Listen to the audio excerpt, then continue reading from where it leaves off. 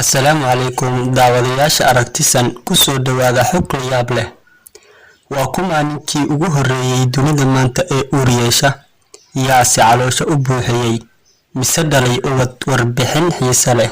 Waa dhacdo la yaab iyo amka ku noqotay dadyowga dunida markii la helay in dunida ninkii ugu horreeyay taariikhda yeesho uur, taasoo ka fajacisay dad badan. Waxay dhacdadan haleeshay nin magaciisu yahay Thomas Trace oo warbaahinta qabsaday. Waa shakhsi qoraa ah oo u hadla bulshada misana ku xeel dheer arrimaha galmada iyo bacriminta.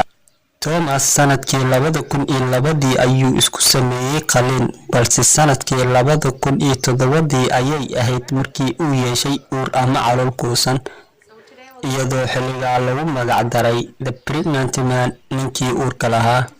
Waxaana sabab loogu dhigay arrinkan in Thomas xaaskiisa ay ahayd mid dhasho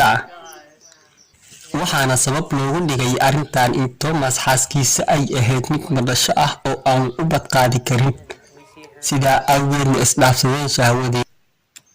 Sidaasna uu u doorbiday inuu isaga ubadka calooshiisa ku qaado, weliba isagoo naftiisa khatar geliyay maadaama uu qalliin maray. Thomas wuxuu galay buugga dhacdooyinka dunida lagu kaydiyay ee Guinness World Records sanadkii 2007 maadaama uu noqday ninkii ugu horreeyay ee ubad u dhasho misana uurka qaaday sida dumarka.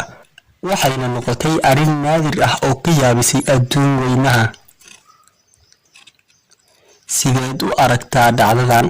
La wadaag asxaabtaada, nagu soo biir oo subscribe aragtisan wixii fariin ah igula wadaag commentiga.